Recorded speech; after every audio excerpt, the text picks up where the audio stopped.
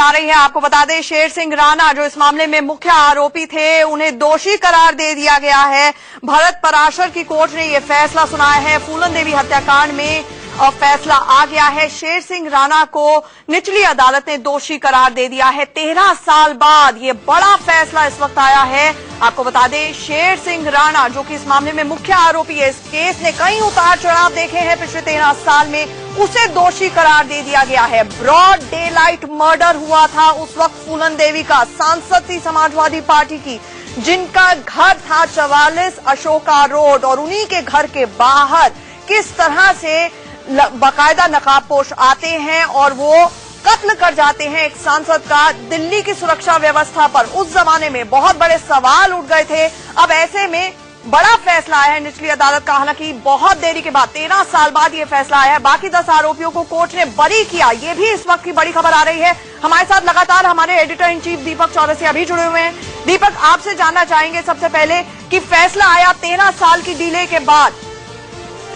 बिल्कुल 13 साल की डिले की बात आया है, लेकिन हम कहेंगे देर आया दुरुस्त आया है। लेकिन ये देखना होगा कि 10 आरोपियों को किस काउंट पर बरी किया गया है, किस आधार पर बरी किया गया है, ये देखना महत्वपूर्ण होगा। लेकिन शेर सिंह राणा का इन्वॉल्व बिल्कुल साफ साफ था, और शेर सिंह राणा बड़े ड्रामेटिक अंदाज में, अगर इसको कहा जाए कि नाटकीय अंदाज में उसने इस घटनाक्रम को पूरा का पूरा मर्डर को प्लान किया था तो गलत नहीं होगा। आंचल, दिलचस्प बात यह है कि जिस दोपहर को फूलन देवी का मर्डर हुआ था, उस सुबह को शेर सिंह राणा बकायदा फूलन देवी को पार्लियामेंट छोड़ने गया था। और मैं उस मारुति का नंबर बता दूं, CIM 907, ये वो मारुति कार थी जिसके साथ शेर सिंह राणा छोड़ने गया था फूलन देवी को।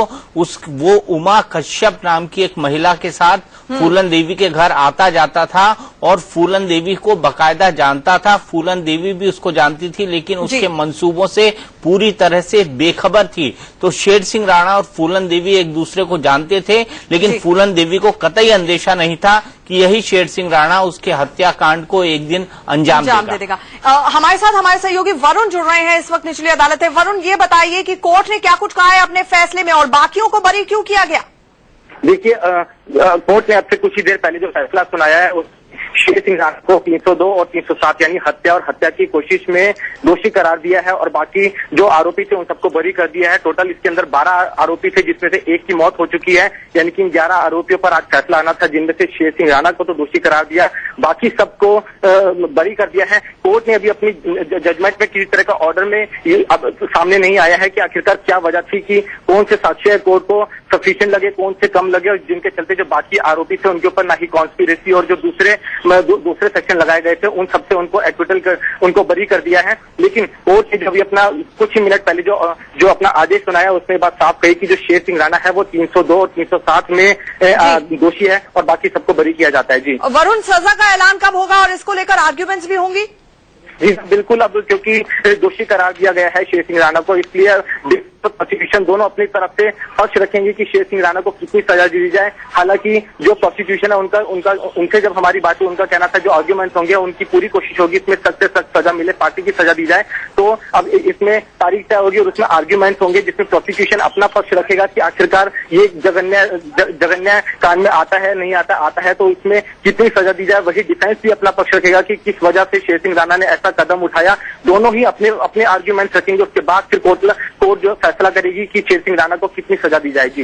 वरुण, ये भी जानना चाहेंगे कि सजा के ऐलान के वक्त उस वक्त बाकायदा कोर्ट में ये तमाम आरोपी भी मौजूद रहे होंगे, शेर सिंह राणा का किस किस्म का रिएक्शन था और बॉडी लैंग्वेज किस किस्म की थी? देखिए, बिल्कुल अभी जब कोर्ट के अंदर शेर सिंह राणा पहुंचा था, जब हम खुद कोर्ट के अंदर मौजूद थे, मैंने देखा शेर सिंह के चेहरे पर एक घबराहट जरूर थी। कहीं ना कहीं उसके मन के अंदर एक डर था कि हाँ, उसने जो उसने वादा दिया उसके लिए उसको दोषी ठहराया जा सकता है। कहीं ना कहीं उसके चेहरे पर डर और घबराहट थी। हालांकि जो बाकी आरोपी थे जो कोर्ट के अंदर मौजूद थे, जब अदालत ने कहा कि उनको बरी किया जाता है तो उनके चेहरे पर एक मुस्कान आई, और जो शेर सिंह राणा था उसके चेहरे पर मायूसी साफ साफ देखी जा सकती थी। जी जी वरुण, आप हमारे साथ बने रहिए। हमारे साथ दीपक लगातार मौजूद है। दीपक, उमेद सिंह से जब हमारे सहयोगी की कुछ देर पहले बात हुई, जो फूलन देवी के पति थे, उनका ये कहना था कि शेर सिंह राणा सिर्फ गोली चलाने वाला था, लेकिन गोली किसने चलवाई ये सवाल है, ये एक मिस्ट्री है। आप भी क्या मानते हैं? 13 साल बाद ये फैसला जरूर आया है, लेकिन इसके पीछे मोटिव को लेकर अभी भी मिस्ट्री बहुत हद तक बनी हुई है। आखिरकार किसने सपोर्ट किया शेर सिंह राणा को गोली चलाने में? जी हाँ, बिल्कुल इसको लेकर मिस्ट्री बनी हुई है। उमेद सिंह को लेकर भी कई बार शक हुए, कई बार सुबह हुए। पुलिस ने उनसे कई राउंड की पूछताछ की हुई है, क्योंकि फूलन देवी का संपत्ति विवाद लंबे समय से चला आ रहा था। फूलन देवी की जो संपत्ति थी उस पर कई लोगों ने कई समय पर कई बार दावा किया था। उमेद सिंह उनमें एक थे, और बड़े नाटकीय अंदाज में जब फूलन देवी जेल से बाहर आई थी तब उमेद सिंह से उनकी शादी हुई थी, और उमेद सिंह से उनके पारिवारिक कलह रोजाना हुआ करते थे। उनकी बहन मुन्नी देवी ने तो ये भी आरोप लगाया था कि शेर सिंह राणा और उमेद सिंह दोस्त थे। तो इसकी साजिश से पर्दा अभी तक नहीं उठ पाया है, अगर ये कहा जाए तो गलत नहीं होगा। लेकिन इससे जुड़े जो पुलिस अधिकारी कहते हैं वो ये कहते हैं कि शेर सिंह राणा ने सनक में पब्लिसिटी पाने के लिए, और साथ ही साथ उसको लगता था कि उसका पॉलिटिकल कैरियर इससे बन जाएगा, वो ठाकुरों का एक नेता बन जाएगा, और यही कारण था कि बेहमई हत्याकांड का नाम लेकर उसने बकायदा फूलन देवी की हत्या करी। और उसको ये लगा कि इससे उसे न केवल पब्लिसिटी मिलेगी, इसीलिए उसने एक बार जेल से रहकर जेवर से चुनाव लड़ने का प्रयास किया और बुरी तरह हारा। मेरे ख्याल से यही उसका मोटिव था, इसीलिए उसने पहले फूलन देवी से दोस्ती गांठी। एकलव्य सेना में भर्ती हुआ जो फूलन देवी ने बनाई थी, उमा कश्यप से उसने दोस्ती करी, और उसके बाद जब उसको मूवमेंट की खबर लग गई फूलन देवी की कि फूलन देवी इतने समय जाती हैं, इतने समय आती हैं, तो बकायदा उसने एक मर्डर प्लान किया, और 25 जुलाई को 2001 को उसने इस मर्डर को अंजाम दिया, जब फूलन देवी 44 अशोका रोड के अपने घर पर जा रही थी। बिल्कुल, और आप उस वक्त मौजूद थे, 5 मिनट में ही पहुंच गए थे और 44 अशोका रोड पर। पूरे घटनाक्रम की जानकारी भी दीपक आपसे लेंगे, लेकिन हमारे साथ हमारे सहयोगी नरेश बिस्वानी इस वक्त पटियाला हाउस कोर्ट से जुड़ गए हैं। नरेश, ये जानकारी मिल पा रही है कि सजा का ऐलान अब दोषी करार दिया जा चुका है, लेकिन कितनी सजा होगी, इसको लेकर आर्ग्यूमेंट्स कब होंगी?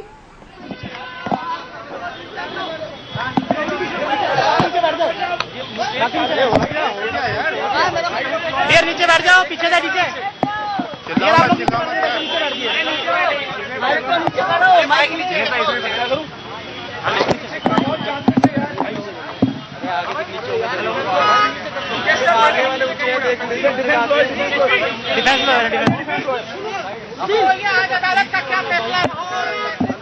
आपका जजमेंट आया, बताएंगे जरा। इसमें जो ऑर्डर सुनाया है शेर सिंह राणा को दोषी करार दिया है, क्या है?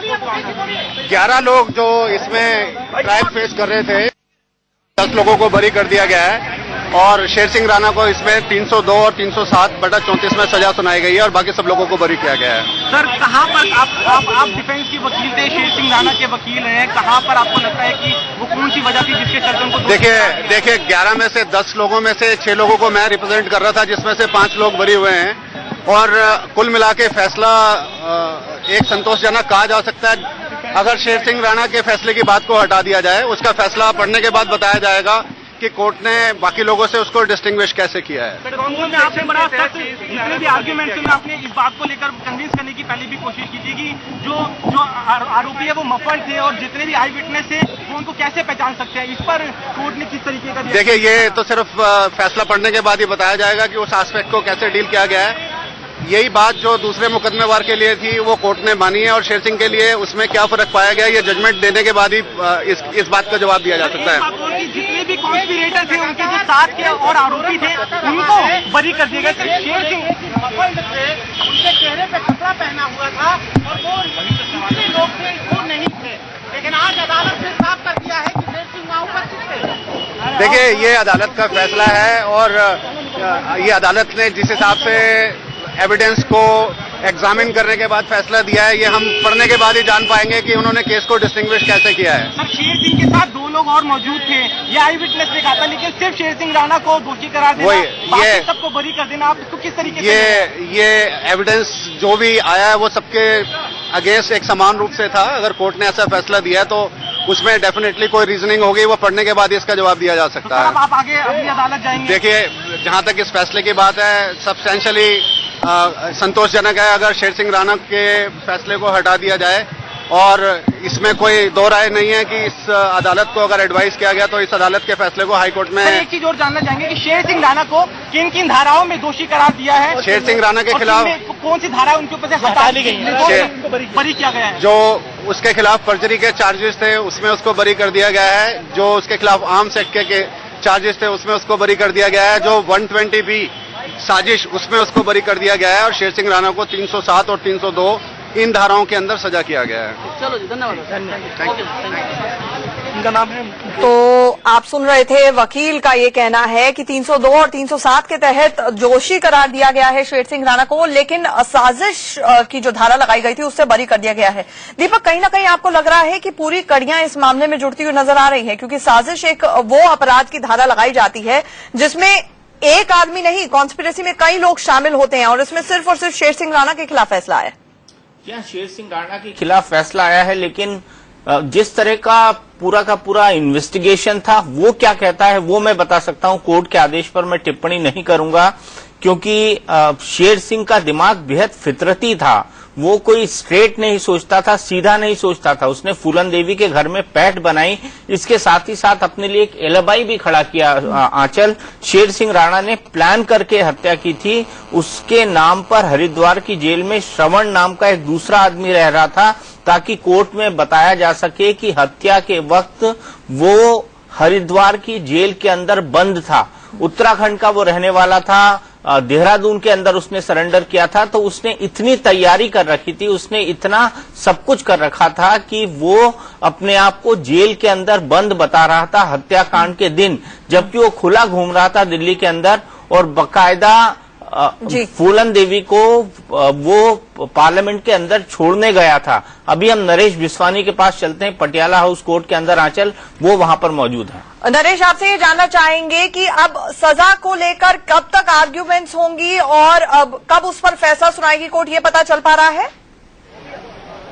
बिल्कुल, देखिए आंचल, साफ तौर पर कोर्ट ने अपना फैसला सुना दिया है, और यहाँ पर फैसला सुनाते हुए कोर्ट ने साफ तौर पर यह बात कही है कि तो शेर सिंह राणा हैं, इनको 302 और 307 के अलावा 34 यानी कि जो कॉमन इंटेंशन होती है इसके तहत दोषी पाया गया है, दोषी ठहराया गया है कोर्ट के तरफ से। और उसके अलावा जो आर्म्स एक्ट और कॉन्स्पिरेसी के इन पे धाराएं लगाई बरी कर दिया गया है। इनके अलावा दूसरे जो इनके साथ एक्यूज थे उन्हें भी यहाँ पर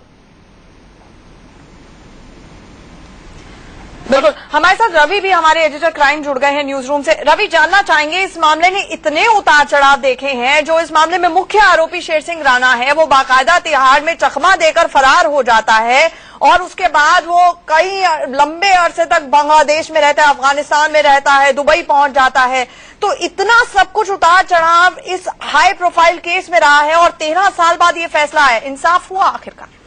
देखिए, इंसाफ तो जाहिर तौर पर हुआ है। 170 गवाह थे इस पूरे मामले के अंदर, और सभी ने अपना अपना पक्ष रखा। लेकिन ये भी सच है कि कोई चश्मदीद गवाह इस मामले में नहीं था, और जो थे बलवन, उन्होंने चेहरा देखा नहीं था, क्योंकि उनका चेहरा ढका हुआ था तीनों हमलावरों का। लेकिन मुझे लगता है कि ये जो किताब है जो शेर सिंह राणा ने लिखी है, ये किताब ही उसके खिलाफ सबसे बड़ा सबूत बन गई थी, सर्कमस्टेंशियल एविडेंस बन गई थी। इस किताब में शेर सिंह राणा ने जेल में रहते हुए किताब लिखी थी। जब वो फरारी के बाद वापस लौटे थे, अरेस्ट होने के बाद कोलकाता में, उसने किताब लिखी थी शेर सिंह राणा ने, और जगह जगह इस किताब में उसने फूलन की हत्या को जायज ठहराया है, सही ठहराया है, पैरवी की है हत्या की। यहां तक कि इसमें यह भी लिखा है कि उसने अपनी मां से कहा था कि वो जाकर बेहमई एक बार मिले उन लोगों से, और तब उनको पता चलेगा कि जिसने भी उसको मारा है कितना बड़ा काम किया है। इस पूरी किताब में उसने बताया कि किस तरह वो लगातार फर्जी पासपोर्ट बनवाता रहा, वीजा बनवाता रहा, सरहदें पार करता रहा। कुल मिलाकर ये किताब अपने आप में साबित कर रही थी कि वो शख्स जो है बेहद शातिर है, चालाक है, क्योंकि इस मामले का वो एक्यूज्ड भी था। तो कहीं ना कहीं ये किताब उसके अपने तथ्य जो उसने लिखे हुए थे, और इस किताब का मकसद भी जो था वो यही था कि वो कंधार जाकर वहां से अस्थियां लेकर आए पृथ्वीराज चौहान की। तो कहीं ना कहीं ये सारे फैक्ट्स जुड़ रहे थे उस मोटिव से जो पुलिस लगातार साबित करने की कोशिश कर रही थी कि ये राजपूतों का नेता बनना चाहता था, एक वर्ग विशेष का नेता बनकर ये राजनीति चमकाना चाहता था, रातों रात नाम कमाना चाहता था, और उसी मकसद से इसने ये दोनों गुनाह किए, चाहे जेल ब्रेक हो चाहे फूलन देवी की हत्या हो। आंचल जी, नरेश और वरुण हमारे साथ जुड़ गए हैं पटियाला हाउस कोर्ट से। था एक वर्ग विशेष का नेता बनकर ये राजनीति चमकाना चाहता था, रातों रात नाम कमाना चाहता था, और उसी मकसद से इसने ये दोनों गुनाह किए, चाहे जेल ब्रेक हो चाहे फूलन देवी की हत्या हो। आंचल जी नरेश और वरुण हमारे साथ जुड़ गए हैं पटियाला हाउस कोर्ट से। आप दोनों से जानना चाहेंगे क्या कुछ पता चल पा रहा है कि ऑर्डर में लिखा गया मोटिव को लेकर और कोर्ट ने क्या कुछ कहा, ये बता पाएंगे हमें? जी बिल्कुल, तमाम चीजें यहाँ पर साफ की गई हैं, लेकिन इतना जरूरी है कि साफ साफ कोर्ट ने पहले से ही अपना जजमेंट तैयार किया हुआ था और जैसे ही कोर्ट के सामने मामला आया तो साफ तौर पर कोर्ट ने ये बात कही कि इस मामले में जो एक्यूज हैं उन्हें 120B यानी कि कॉन्स्पिरेसी और आर्म्स एक्ट के जो आरोप यहाँ पर लगे थे उसमें यहाँ पर बरी कर दिया जाएगा। हमारे साथ वरुण जैन भी मौजूद है। वरुण जैन, आप भी कोर्ट के अंदर ही मौजूद थे, क्या कुछ रहा था कोर्ट के आपके साथ? एक खास जानकारी और मैं अपने दर्शकों तक पहुंचा दूं कि उमेश सिंह जो कि फूलन देवी उनसे कुछ देर पहले ही बात हुई है, उनका ये कहना है कि वो इस फैसले से बिल्कुल भी खुश नहीं है क्योंकि शेर सिंह राणा के अलावा जो बाकी आरोपी थे उनको भी सजा दी जानी थी। उनका साफ साफ कहना था कि जिस समय इस वारदात को अंजाम दिया गया था चश्मदीदों ने देखा था कि वहां पर और लोग भी मौजूद थे, तो ऐसे कैसे संभव हो सकता है कि एक शख्स आए और किसी वारदात को अंजाम देकर चला जाए। इसके पीछे एक पूरी कॉन्स्पिरेसी थी और कहीं ना कहीं वो इस जो आदेश आया है, ऑर्डर आया है, बाकी जो आरोपी है उनको जो बरी किया है उससे वो बिल्कुल भी खुश नहीं है और वो इस फैसले के खिलाफ हाईकोर्ट जाएंगे।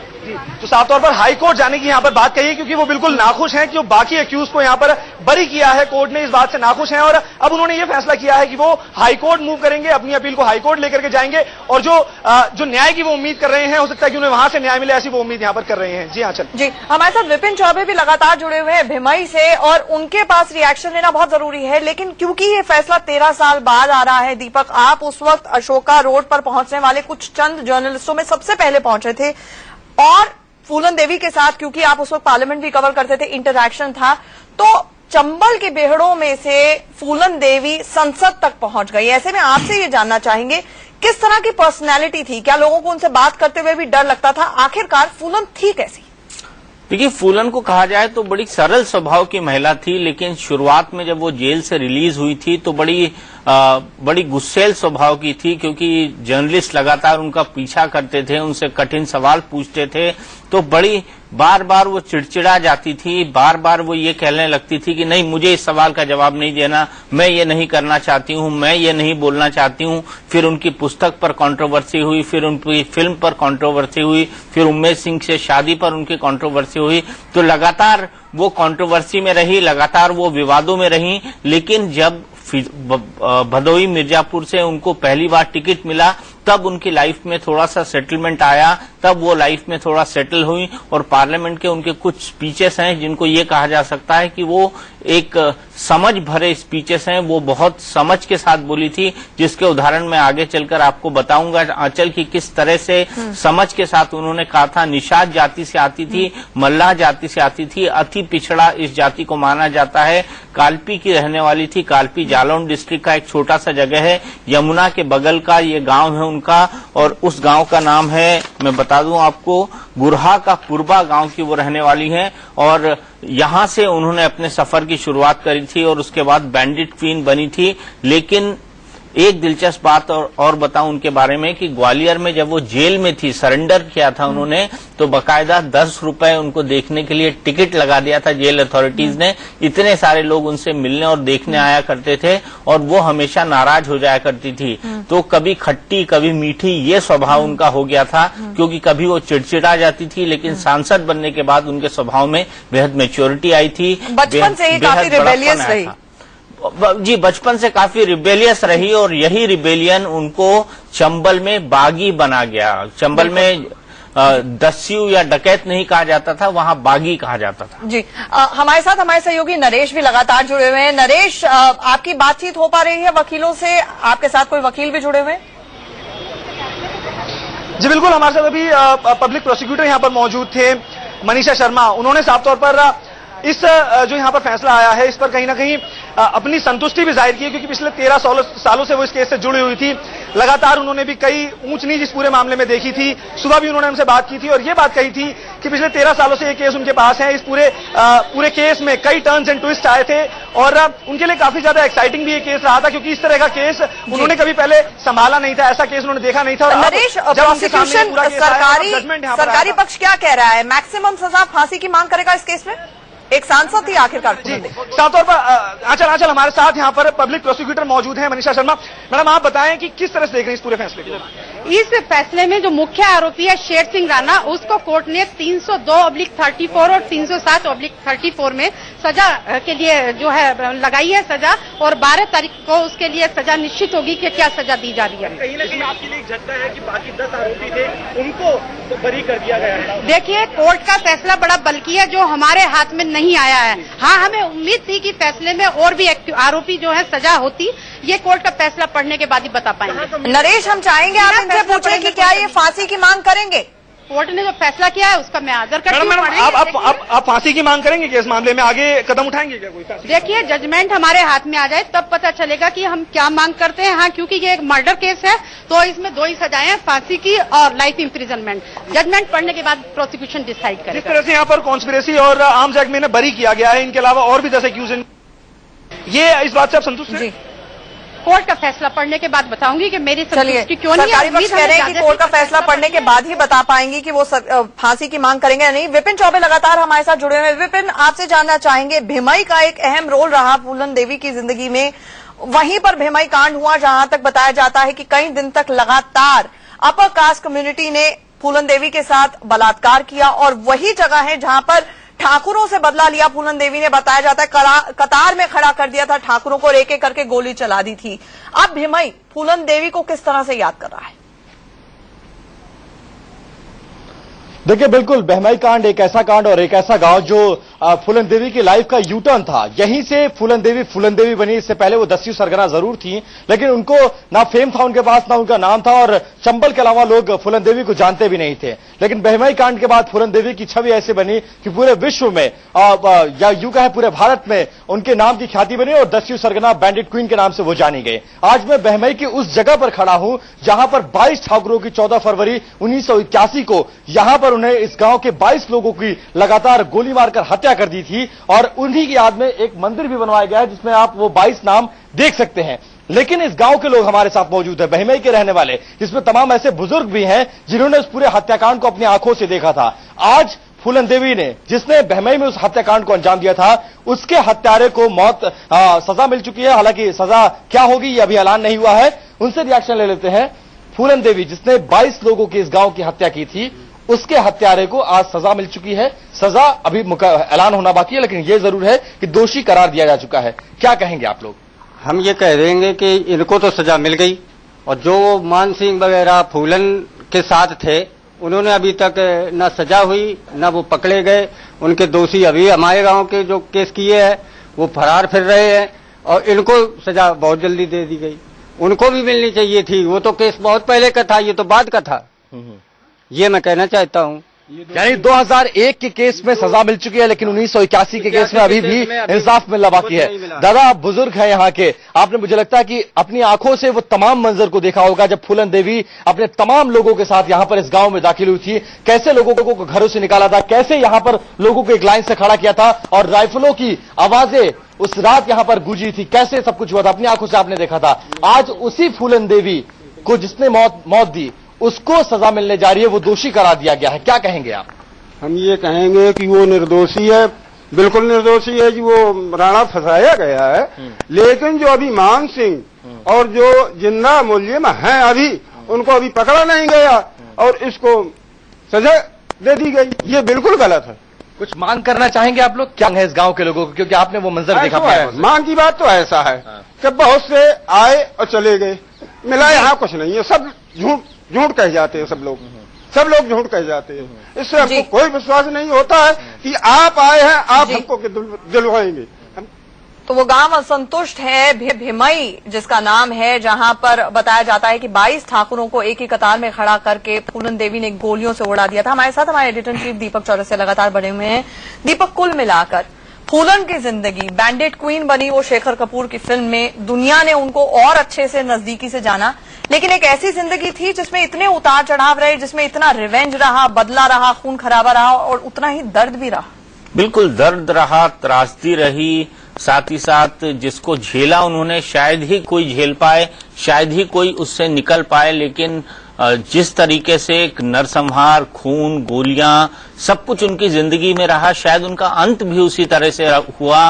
फूलन देवी ने सोचा नहीं होगा कि उनके घर के सामने जब वो सांसद बन गई, जब वो अपने करियर के पीक पर थी, तब उन्होंने सोचा नहीं होगा कि 3 अनजान, 3 नकाबपोश उनके घर के सामने, जब उनके साथ सिक्योरिटी है, जब उनके साथ गनमैन है, उनके साथ उनको गोलियां मार के चले जाएंगे। तो ये भी अपने आप में एक अजीब विडंबना है। आंचल की सिक्योरिटी के बाद, सांसद बनने के बाद, जिंदगी के पीक पर पहुंचने के बाद फूलन देवी का अंत इस तरीके से होता है। बिल्कुल, बेड़ों में सुरक्षित थी, लेकिन सांसद बनने के बाद गोलियों से अपने ही घर के बाहर, ऑफिशियल रेजिडेंस के बाहर इस तरह से लूटिन जोन में, हाई सिक्योरिटी जोन में भून दिया गया उनको गोलियों से। आप सब हमारे साथ जुड़े, बहुत बहुत शुक्रिया। और एक बहुत अहम बात वो ये कि 12 अगस्त को में सजा का ऐलान होगा। इस बड़ी खबर पर हमारी नजर बनी रहेगी। एक छोटे से ब्रेक के लिए रुकना पड़ रहा है, खबरों का सिलसिला जारी है।